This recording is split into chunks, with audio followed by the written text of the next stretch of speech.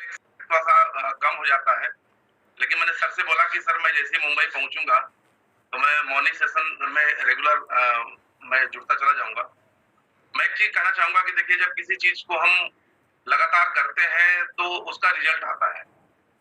और सर बार-बार ये बात बोलते हैं कि आप मॉर्निंग सेशन में लगातार अगर आते रहेंगे, तो आप स्टार वो भी 100% बन जाएँगे। ये सच्चाई है क्योंकि हम लगातार कहते हैं ना बूँद-बूँद से घड़ा बन भरता है, तो हम लगातार अगर किसी चीज़ को करते हैं, लगातार हम उसके पीछे चलते हैं, तो 100% हम कामयाब होते हैं। जैसे हम कहीं बिज़नेस भी करते हैं, तो 1-2 जॉइनिंग होती है, 3-4 जॉइनिंग होती है। ऐसा लगता है कि हम क्या करें? हम जाएँ या ना जाएँ?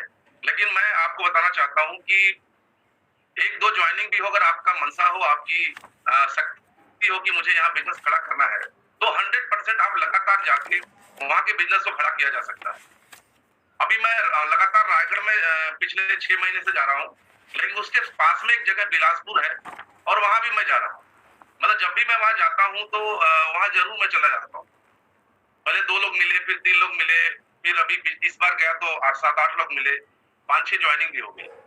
तो लगातार काम करने का रिज़ल्ट बहुत बेहतरीन है और मॉर्निंग सेशन में लगातार आने का भी रिज़ल्ट बहुत ही शानदार होने वाला है।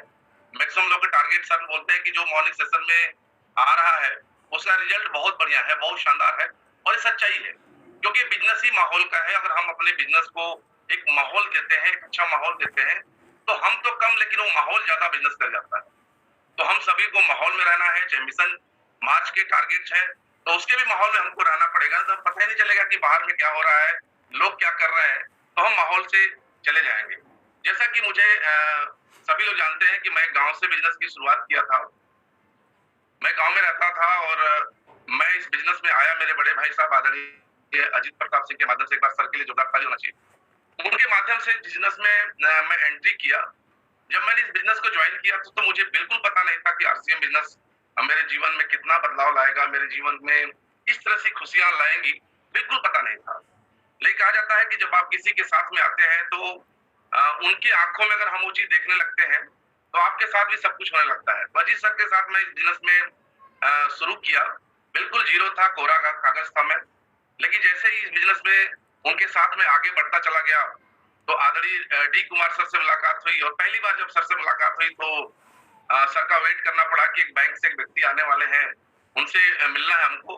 तो पहली बार ही जब सर से हम मिले ना, तो सर का जो एक्साइटमेंट था, जो सर का जोश था, जुनून था, ऐसा लगता था कि सर बहुत बढ़िया काम कर रहे हैं। तो वो एक मुझे शुरू में देखा और आज भी सर का वही जोश जुनून मुझे देखने को मिलता है। तो एक बहुत बड़ी चीज़ सीखने को सर से मिलती है कि जो जोश और जुनून और पागलपन आज बना है ना, वो 5 साल 10 साल और बना रहा, तो 100% सर बोलते हैं ना स्टार रूबी हम हो सकते हैं। तो उस समय मैं अजीत सर के साथ काम करना शुरू कर दिया। फिर धीरे-धीरे इस बिज़नेस में हम लोग आगे भी बढ़ते चले गए। फिर इनकम भी आती चली गई। थोड़ा संघर्ष हुआ मेरे जीवन में क्योंकि मैं आरसीएम बिज़नेस में आने के पहले मेरे जीवन में उतना ज़्यादा संघर्ष तो नहीं था। लेकिन आरसीएम बिज़नेस में आने के बाद मेरे जीवन में बहुत सारे संघर्ष हुए। मतलब आप अगर मैं बताऊँ तो जब भी मेरा बिज़नेस मेरे शहर से बाहर गया, तो मुझे उस शहर में जाना पड़ा बिल्ड करने के लिए और एक अनजान शहर नागपुर सभी लोग जानते हैं, नागपुर में जब गया, तो वहाँ मुझे बहुत संघर्ष करना पड़ा। अगर वो संघर्ष में अगर आज मैं आप लोग सभी लोगों को बताऊँ तो शायद विश्वास ना हो, मैं लाइफ में बहुत संघर्ष किया वहाँ पे। मतलब मैं मोटरसाइकिल चला के वहाँ पे गया, एक छोटा-सा रूम मैंने वहाँ लिया और छोटे से रूम में मैं खुद मुझे खाना बनाने ही नहीं आता था और खाना बनाना मैं शुरू किया और मैंने अपना बिज़नेस करना शुरू किया। मुझे शक्ति कहाँ से मिलती थी? मुझे शक्ति मेरे अपलाइनों से मिलती थी और खासकर मुझे डी कुमार सर से शक्ति मिलती थी। डी कुमार सर ने फ्री हैंड छोड़ दिया था कि आप जब भी कि कोई व्यक्ति आपसे मिले, चाहे पढ़ा हो, लिखा हो, कैसा भी व्यक्ति मिले, सर मैं आपसे हमेशा बात मेरे से फ़ोन कराते रहिएगा, मेरे से बातचीत कराते रहिएगा। मैंने वहाँ पे काम करना शुरू किया। एरोज बेग जी मेरे साथ मिले, हम लोग वहाँ संघर्ष करना शुरू किए। एक अनजान भाषा, एक अनजान राज्य जिसको मैं जानता नहीं था। जहाँ तक कि ऐसा महाराष्ट्र एक ऐसा राज्य है जहाँ पे यूपी, बिहार वालों को थोड़ा अलग ही भाव से देखा जाता था उस टाइम। तो एक बहुत संघर्ष वाला समय था, लेकिन साथियों फिर भी मैं आरसीएम बिज़नेस करता रहा। क्यों करता रहा? क्योंकि मैं अपने दिल में, मन में एक सपने लेकर गया था नागपुर के अंदर में और उस सपने को जगाया था मेरे सीनियर अपलाइनों ने। उन्होंने कहा था कि अगर आपका ये बिज़नेस खड़ा हो जाता है कि स्टेशन से एक बहुत बड़ा बिज़नेस खड़ा हो जाएगा और उस सपने के साथ मैं हमेशा जुड़ा रहा। इस बिजनेस में लोग बहुत सारे छोड़ देते हैं, संघर्ष जैसे आता है तो भाग जाते हैं, लेकिन मेरा ये कहना है कि अगर आप संघर्ष में भी सफलता के झंडे गाड़ते हैं तो उसमें एक सबसे बड़ा रोल है कि आपने जो भी अपने जीवन में सपने बनाए हैं, इस बिजनेस में जो भी सपने बनाए हैं, उस सपने के साथ में रहना सीखिए, उस सपने के साथ में आप जीना सीखिए।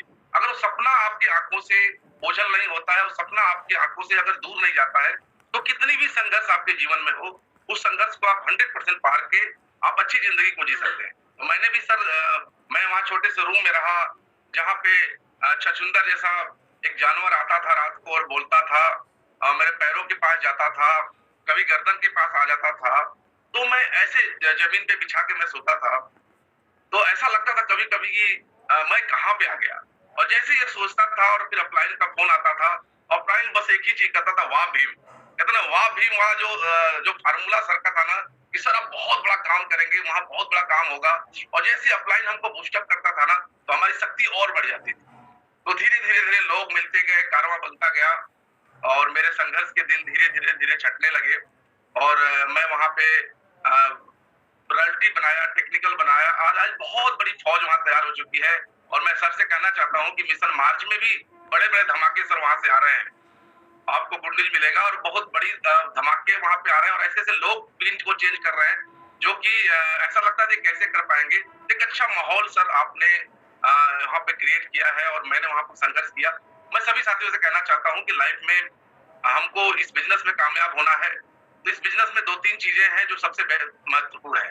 देखिए हमारी इस बिजनेस में सबसे बड़ी चीज चाहिए कि हमारा जो ड्रीम हो, हमारा जो गोल हो, जो सपने और गोल हमारे पास जो है, उनके साथ बने रहना है, उनके साथ जीते रहना है। वो जिंदा रहेगा तो हम जिंदा रहेंगे, और सामने हमारा टारगेट, हमारा लक्ष्य भी जो है उसको हम पा सकते हैं। तो ये सारी चीजें जीवन में हो सकती हैं। अभी सर ने कहा कि आपके बने रहेंगे, आपके टीम में बहुत सारे लोग आते रहेंगे। सर मैं किताब पढ़ रहा था, उस किताब में लिखा था कि बहुत से लोग बोलते हैं कि मैं आरसीएफ कैसे करूं, मेरे पास पैसे नहीं है, मेरे पास गाड़ी नहीं है, मेरे पास ये नहीं है। तो एक किताब है सर, एक अनूठा बिजनेस ब्रीफकेस के साथ, उस किताब में लिखा था कि अगर आपके पास में पैसा नहीं है तो आप पैसे वाले को आरसीएफ ज्वाइन करा सकते। अगर आपके पास मोटरसाइकिल चलाने नहीं आता है तो आप मोटरसाइकिल वाले को आरसीएफ ज्वाइन करा सकते हैं। अगर आपके पास बोलना नहीं आता है तो आप बोलने वाले को ज्वाइन करा सकते हैं। अगर आप अच्छे नहीं दिखते हैं तो आप अच्छे व्यक्ति को ज्वाइन करा सकते हैं। यानी उस जो किताब में लिखा था, उसका सब्जेक्ट क्या था कि अपनी कमजोरियों को स्पॉन्सर करना। और इस बिजनेस की सबसे बड़ी ताकत यही है, और एक ताकत यही इसकी खूबसूरती बनाई हुई है कि यहाँ कोई भी व्यक्ति कामयाब हो सकता है। तो अगर हमको पता है कि हमारे पास वो शक्ति नहीं है, तो क्यों ना हम शक्ति वालों को ढूंढे, क्यों ना हम अच्छा बोलने वालों को ढूंढे। तो हमारी टीम में जितने भी ऐसे लोग हैं उनको हम आगे लाएं, उनको हम फोकस करें, उनके ऊपर हम काम करें। अगर वो व्यक्ति इस महीने बिगिनर कर सकता है तो क्यों ना हम उसको बिगिनर के लिए हम उसको प्रोत्साहित करें कि भाई आप बिगिनर कर सकते हैं, आरसी बिजनेस की एक नई पिन आपके जीवन में आ सकती है। तो इस तरह से हम अच्छे अच्छे लोगों को हम अपने टीम से बाहर ला सकते हैं, उनको दुनिया दिखा सकते हैं कि नहीं आरसीएफ की दुनिया ये है।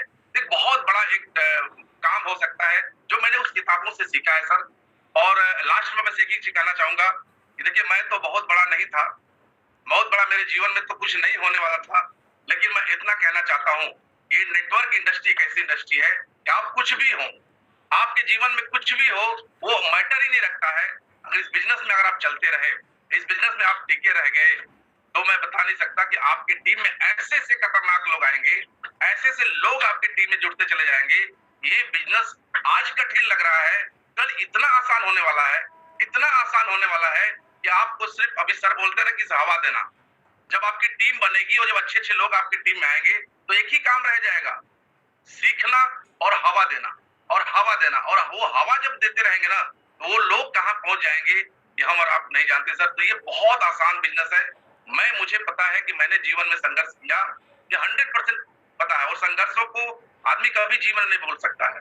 मैंने संघर्ष किया, लेकिन संघर्ष के बाद जो मजा आने लगा, संघर्ष के बाद जो एंजॉय हुआ मेरे जीवन में, वो मैं बता नहीं सकता। कि मैं अभी नागपुर में जब गया था, और अभी मैं पिछले कई महीनों से जा रहा हूँ, तो जो वहाँ के लोग मेरा सम्मान करते हैं, जो उस तरह से मान आदर। हेलो मान आदर होता है, तो मैं कहता हूँ कि अरे वो संघर्ष के जो दिन थे ना, वो सब लगता है कि सब भूल गया, लगता है कि सब ऐसा हुआ ही नहीं था। तो ये सबके जीवन में ये सब होने वाला है। और रही बात मार्च टारगेट की, तो सर एक बात बहुत बार बार बोलते हैं कि आप अपनी आंखें बंद करिए और आंखों बंद करके आप देखिए कि आपके हाथों में ट्रॉफी है, आपके हाथों में गले में माला है, आपका परिवार है, वो स्टेज पे है और आपके लिए लोग तालियां बजा रहे हैं। और इस सर का फार्मूला इतना खतरनाक है, इतना खतरनाक है कि मैं जहां भी गया हूं, इस बात को मैंने रखा है, वहां पे माहौल बन चुका है। एक माहौल बन चुका है कि सच में हम माला पहनेंगे, हमारे गले में मालाएं होंगी और हमारे गले हाथों में ट्रॉफियां होंगी और लोग मेरे लिए तालियां बजा रहे होंगे, लोग मेरा फोटो खींच रहे होंगे, लोग मेरे फोटो को अपने मोबाइल में रख रहे होंगे। वो एक शादी का एल्बम था ना, एक दूसरा एल्बम इस मार्च के बाद बनने वाला है। अगर आप एक दूसरा एल्बम बनाना चाहते हैं, एक ऐतिहासिक एल्बम बनाना चाहते हैं, तो 31 मार्च तक कुछ बड़ा कर जाना है और एक ऐसे एल्बम की बना के अपने जीवन में रखना है जिसको बार बार हम दिखा सके। और वो एल्बम हम सिर्फ परिवार वालों को नहीं दिखाएंगे, हम सिर्फ अपने रिश्तेदारों को नहीं दिखाएंगे। ये जो एल्बम बनेगा ना, तो हम हिंदुस्तान के किसी भी कोने में जाएंगे आपसे बिजनेस करने के लिए, हम सभी को एल्बम दिखा सकते हैं कि देखिए जो मैंने रॉयल्टी किया था, तो ये मेरा सम्मान हुआ था और आप भी ये रॉयल्टी करेंगे तो ऐसा ही सम्मान आपके जीवन में होने वाला। साथियों, तो ये जो डी कुमार सर का फार्मूला है ना, ये फार्मूला का कोई काटी नहीं है। अपने उस पल को विजुअलाइज करिए और मैं उस पल को विजुअलाइज करता हूं, हमारे लोग उस पल को विजुअलाइज करते हैं। और यहाँ बैठे हुए सारे साथियों से मैं कहना चाहूंगा कि आज से ही करना शुरू कर दीजिए। भले ही जितना दिन बीत गया है, कुछ भी हो सकता है, 2 दिन के अंदर करामात हो सकते हैं।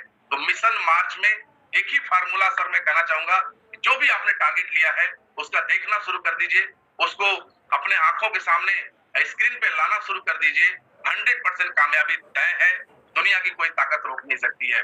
क्योंकि जब हम पावर बनेंगे तो हमारे लोग भी पावर बनेंगे और हम ही जब पावर नहीं बनेंगे तो फिर हमारे लोग क्या बनेंगे। तो इस मिशन मार्च में सर बड़ा करना है और मैं आपसे वादा करता हूं इस मिशन मार्च में हम लोग बड़ा करेंगे सर, और बड़े बड़े धमाके आ रहे हैं सर आपके आशीर्वाद से। तो इन्हीं शब्दों के साथ में नमस्कार, जय हिंद।